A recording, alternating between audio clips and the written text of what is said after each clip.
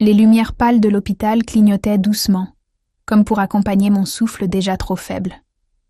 Sur ce lit, entre ces draps blancs sans âme, je sentais la vie me quitter lentement. Un cancer foudroyant avait rongé chaque centimètre de mon corps, en quelques mois seulement. Je savais que je n'avais que quelques heures devant moi. Peut-être moins. J'avais 42 ans.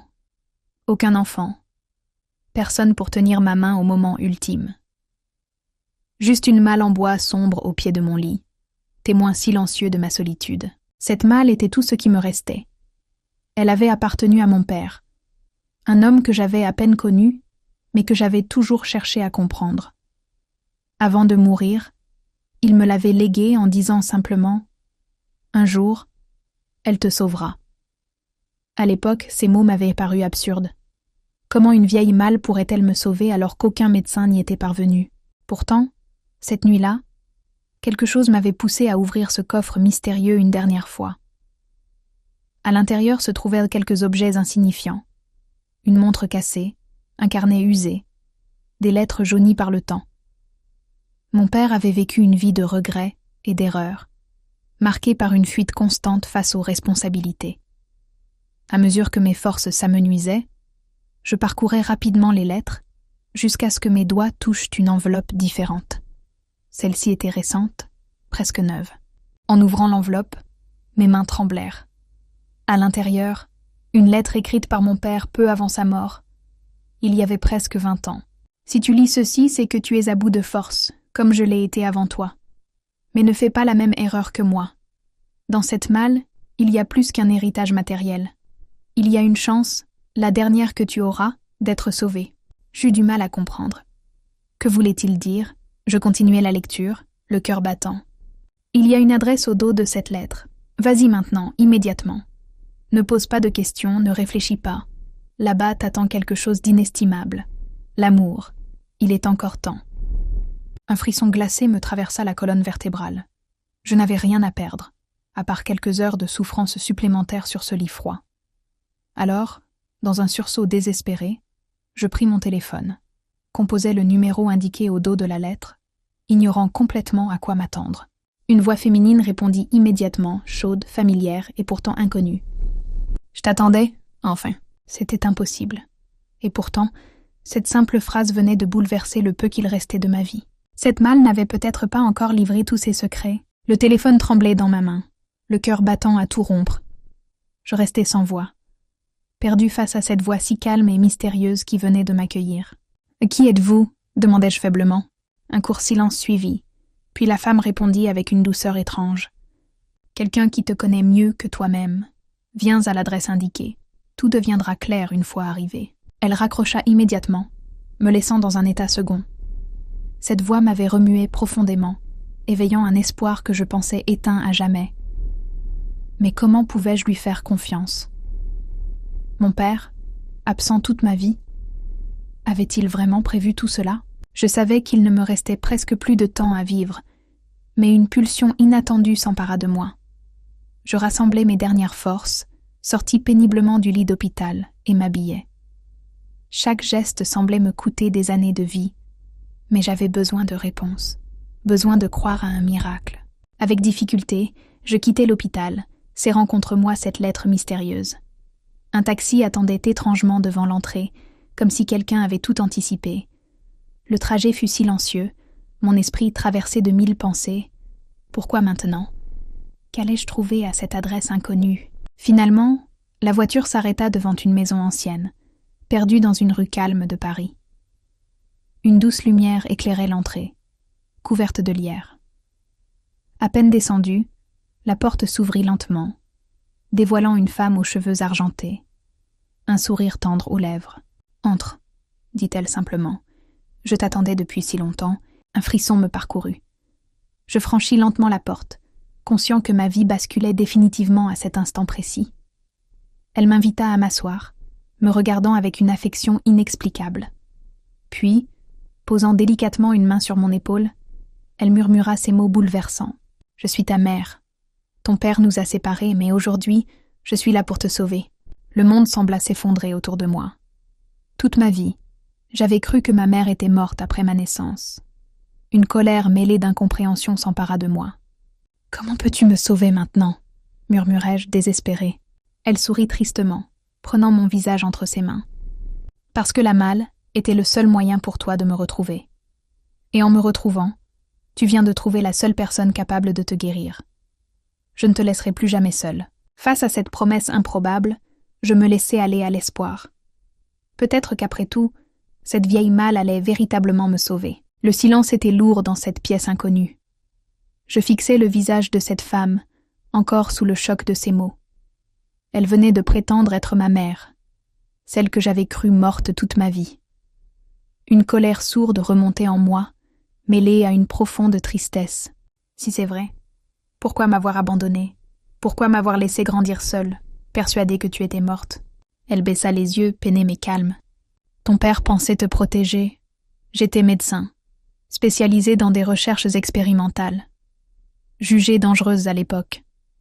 Quand il a découvert mes travaux, il a cru que j'étais devenue folle.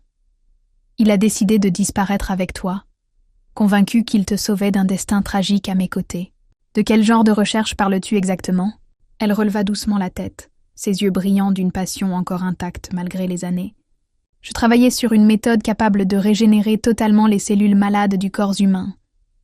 Ce traitement pouvait guérir même les maladies incurables, comme celle qui est en train de te tuer.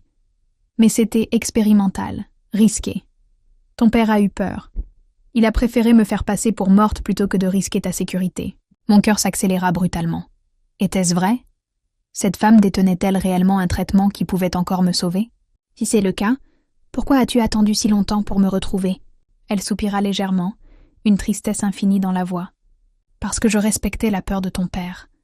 Pendant toutes ces années, j'ai perfectionné le traitement, espérant secrètement que tu reviendrais vers moi de toi-même. Ton père m'avait promis qu'un jour, il te remettrait cette malle. C'était notre dernier accord avant qu'il disparaisse définitivement. Je pris ma tête entre mes mains, submergée par les émotions contradictoires. Mon père m'avait donc éloignée pour me protéger. Mais avait-il réellement eu raison? Elle s'approcha lentement, posant une main rassurante sur mon épaule. Je comprends ta colère. Je regrette chaque seconde que j'ai perdue loin de toi. Mais aujourd'hui, je suis prête à tout risquer pour te sauver. Seulement, je ne peux rien décider sans toi. Le traitement comporte encore des risques. Il peut te sauver complètement, ou bien... Je relevai brusquement les yeux vers elle. Ou bien me tuer immédiatement, c'est ça? Elle acquiesça gravement. Je laissai le silence planer, réfléchissant profondément. Toute ma vie avait été marquée par l'absence, les regrets, les choix des autres. Aujourd'hui, enfin, je pouvais décider moi-même de mon destin. Finalement, d'une voix ferme, je déclarai « Je veux essayer. Même si ça doit être mon dernier acte, je refuse de partir sans avoir tenté ma chance. » Son visage s'illumina, mélange de soulagement et d'espoir. « Alors, suis-moi. Il est temps que je te redonne la vie que je n'aurais jamais dû te laisser perdre. » Les semaines suivantes furent intenses. Aux côtés du docteur Camille Laurent, je partageais toutes les notes et documents de ma mère, déterminée à rendre accessible ce miracle à ceux qui souffraient encore. Nous travaillions jour et nuit, soumis à des pressions médicales et éthiques constantes, mais l'espoir nous portait. Pourtant, en rendant ce traitement public, je savais que je devais confronter ma mère à cette décision. Après tout, c'était le fruit de ses recherches, le combat de toute sa vie. Un soir, je retournai la voir, appréhendant sa réaction. Assis face à elle, dans cette même pièce où ma vie avait basculé, je pris une profonde inspiration. « Maman, ce traitement, je veux le partager. Je ne peux pas garder ce miracle juste pour moi. » Son visage resta impassible quelques secondes. Puis lentement, elle hocha la tête avec un sourire doux. « J'espérais que tu dirais ça. Toute ma vie, j'ai rêvé que mes recherches puissent un jour servir à tous. Si tu es prêt à le faire, je te soutiendrai pleinement. » Soulagée et fière, je serrai sa main avec reconnaissance. Rapidement, notre découverte attira l'attention internationale. Camille supervisait les démarches administratives, tandis que j'étais devenue, malgré moi, le visage de ce nouvel espoir. Les médias racontaient mon histoire comme un miracle vivant, mais je savais que ce n'était pas vraiment moi le héros. C'était cette femme, restée cachée trop longtemps dans l'ombre. Le jour de l'annonce officielle du traitement, je pris la parole devant un amphithéâtre rempli de médecins et journalistes du monde entier. Sous les projecteurs, je réalisais enfin l'ampleur de ce que nous avions accompli. Toute ma vie, j'ai cru que j'étais condamnée, seule face à une maladie incurable. Aujourd'hui, grâce au courage d'une femme exceptionnelle et à un héritage oublié dans une simple malle, nous offrons une seconde chance à tous ceux qui souffrent encore. Ce traitement n'est pas juste un remède, c'est la preuve qu'il ne faut jamais abandonner l'espoir, même dans les moments les plus sombres. Les applaudissements qui suivirent furent assourdissants, mais dans la foule, mes yeux ne cherchaient qu'une seule personne. Là-bas, au fond de la salle, ma mère me regardait, fière et émue, enfin reconnue pour son sacrifice. En descendant du podium, une certitude profonde m'envahit. Je venais d'accomplir mon destin, non pas en guérissant moi-même, mais en offrant au monde une chance de guérison. Mais étais-je prêt à affronter ce nouveau statut, désormais porteur d'un miracle que tous attendirent de moi? Je contemplais mes mains, comme si elles appartenaient à quelqu'un d'autre. Cette force nouvelle était à la fois merveilleuse et terrifiante. Je me levai lentement, redécouvrant avec émotion la sensation de pouvoir bouger librement. Pourtant, une inquiétude continuait de peser lourdement sur mon cœur. « Et maintenant ?» demandai-je doucement à ma mère. « Que suis-je censée faire de cette vie que tu viens de me rendre ?» Elle sourit avec douceur, posant une main rassurante sur mon épaule. « Tu es libre. Pour la première fois, tu peux choisir ta propre voie. Mais avant tout, tu dois comprendre une chose essentielle. » Je fronçai légèrement les sourcils. « Quelle chose ?» Elle prit une profonde inspiration, puis m'entraîna vers une petite étagère couverte de dossiers anciens. Elle en sortit une photo jaunie par le temps, me la tendant silencieusement. Sur l'image, mon père et elle, jeunes et heureux, tenant un enfant entre eux, moi. Mon père, cet homme distant que j'avais tant haï, souriait d'un sourire sincère, débordant d'amour. « Ton père t'aimait profondément », commença-t-elle avec émotion. « Il a sacrifié son bonheur pour te protéger. Il ne m'a jamais pardonné ce qu'il considérait comme une folie scientifique, mais ses intentions étaient bonnes. Il voulait simplement ton bien, même s'il s'est trompé. » Je sentis mon cœur se serrer, submergé par des émotions contradictoires. Toute ma colère envers lui semblait soudain absurde face à cette vérité brutale. Il m'avait aimé, maladroitement, mais sincèrement. « Pourquoi me dis-tu cela seulement maintenant ?» Elle caressa doucement la photo, le regard triste. « Parce que pour aller de l'avant, tu dois te libérer du poids de ton passé. Pardonne-lui. Pardonne-nous à tous les deux. » Je restai silencieux un instant, observant cette femme incroyable qui venait de me redonner la vie. Toute ma vie, j'avais ressenti ce vide immense, ce manque cruel d'amour. Et maintenant, enfin, je comprenais. Ce vide n'était que le résultat d'un malentendu tragique entre mes deux parents. Je hochai lentement la tête, la voix tremblante. Je lui pardonne. Et à toi aussi. Je veux juste avancer désormais. Elle me prit dans ses bras, me serrant contre elle comme pour réparer toutes ces années perdues. Alors va, mon fils, vis la vie que tu mérites. En franchissant le seuil de cette maison, je savais que rien ne serait plus jamais pareil. Cette vieille malle avait tenu sa promesse. Elle venait bel et bien de me sauver. Mais le plus grand défi restait encore à venir.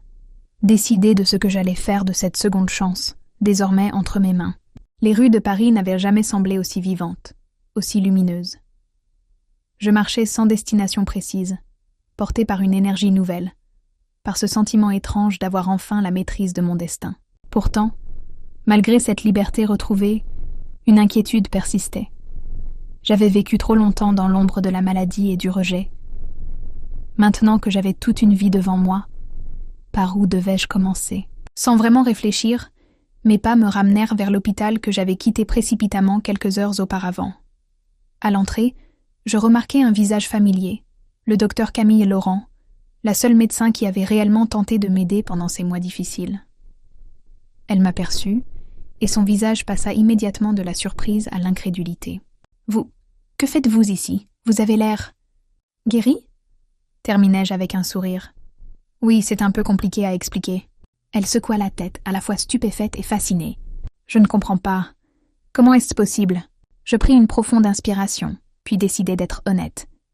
Quelqu'un a trouvé un traitement expérimental. Je sais que ça paraît fou, mais il fonctionne. Elle resta silencieuse quelques secondes, le regard brillant, Si vous dites vrai, cela pourrait sauver tellement de gens. Seriez-vous prêt à partager cette découverte? Sa question résonna en moi avec force. Mon cœur s'emballa face à l'évidence. C'était exactement ce que je devais faire de cette seconde chance. Cette guérison miraculeuse n'était pas seulement destinée à changer ma vie. Elle pourrait changer celle de milliers d'autres. Oui, répondis-je sans hésitation. Je suis prêt à tout partager. Elle sourit chaleureusement, une étincelle nouvelle dans ses yeux. Alors, travaillons ensemble. Je ferai tout ce qui est nécessaire pour valider ce traitement officiellement. Vous venez peut-être d'ouvrir la porte à quelque chose d'immense. À cet instant, une paix profonde m'envahit. Je venais enfin de trouver mon rôle, ma mission. Offrir aux autres l'espoir que j'avais si longtemps cherché. En quittant l'hôpital, je levai les yeux vers le ciel, rempli de gratitude. Cette vieille malle ne m'avait pas simplement sauvé la vie. Elle venait de m'offrir la chance de sauver celle des autres. Mon père avait raison, finalement. Cet héritage valait plus que tout l'or du monde. Sans hésiter davantage, je suivis ma mère dans une petite pièce éclairée d'une faible lumière. Tout ressemblait à un laboratoire improvisé, à mi-chemin entre la réalité et l'étrangeté d'un rêve. Sur une table métallique, une petite fiole bleue brillait doucement sous les néons pâles. Elle prit la fiole entre ses doigts, la contemplant gravement. « Voici le fruit de mes recherches. Ce traitement peut régénérer complètement tes cellules, mais il y a un prix. La douleur sera extrême, peut-être insupportable. » Je serrai les dents, sentant mon cœur accélérer. La douleur ne comptait plus depuis longtemps. Je hochai simplement la tête. « Je suis prêt. » Elle remplit soigneusement une seringue avec le liquide bleu, puis s'approcha doucement, me fixant avec tendresse. « Quoi qu'il arrive, je ne te lâche pas. » Sans attendre ma réponse, elle injecta lentement le sérum dans mon bras. Une chaleur intense parcourut immédiatement mes veines, devenant rapidement une brûlure atroce. Je sentis chaque cellule de mon corps s'enflammer, comme si elles étaient arrachées une à une. Je voulus crier, mais aucun son ne sortit. Mes poings se crispèrent, mon corps entier secoué par la souffrance. À travers la douleur, les souvenirs remontaient à la surface. Mon père absent, mon enfance solitaire, toutes ces années perdues dans l'ombre de cette maladie implacable. Je faillis sombrer dans l'inconscience, mais la main de ma mère restait agrippée à la mienne, refusant de m'abandonner. Sa voix résonnait dans le brouillard de mon esprit. « Tiens bon, mon fils, je suis là. » La douleur finit par diminuer lentement, laissant place à une sensation étrange, presque agréable. Quand je repris conscience, la première chose que je remarquai fut cette légèreté inattendue. La souffrance constante avait totalement disparu. Je levai lentement les yeux vers ma mère. Elle me regardait, les yeux embués de larmes, mais un sourire radieux aux lèvres. « Ça a marché », murmura-t-elle émue. « Le traitement a fonctionné. » Je pris une inspiration profonde, découvrant avec stupéfaction que mon souffle était léger, sans douleur pour la première fois depuis des mois. « Je suis vraiment guérie ?» demandai-je, presque incrédule. Elle hocha la tête doucement. « Oui, tu as gagné une nouvelle vie. » Mes émotions explosèrent, mêlant joie, gratitude et incrédulité. Mais malgré tout, une inquiétude persistait au fond de moi. Après une vie entière à fuir, étais-je vraiment prêt à affronter ce nouveau départ qui s'offrait à moi? Les mois passèrent, et le traitement révolutionnaire bouleversa la vie de milliers de personnes. Chaque jour apportait son lot de témoignages bouleversants, des familles réunies, des vies sauvées, des espoirs renaissants. Je regardais tout cela avec humilité, conscient que ma vie avait pris un sens bien plus grand que je n'aurais jamais imaginé. Pourtant, une dernière étape restait.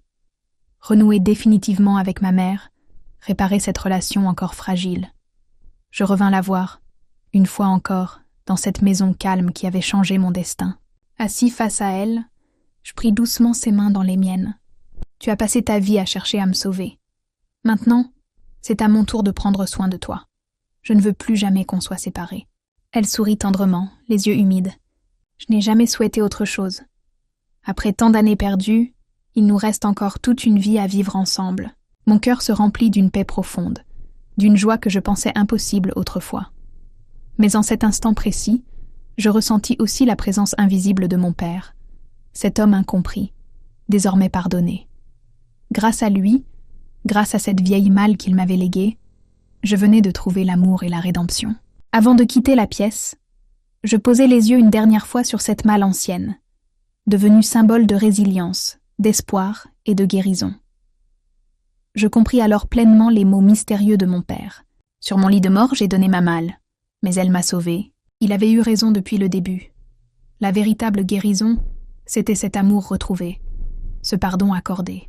En refermant la porte derrière moi, j'étais enfin prêt à vivre cette seconde vie qui m'était offerte. Plus jamais je ne fuirais mon destin, car désormais, mon existence avait trouvé un sens. Offrir à tous cette même chance que j'avais reçue. Je relevai les yeux vers le ciel, murmurai doucement un dernier « merci » avant de m'éloigner vers cet avenir lumineux qui, désormais, m'appartenait pleinement.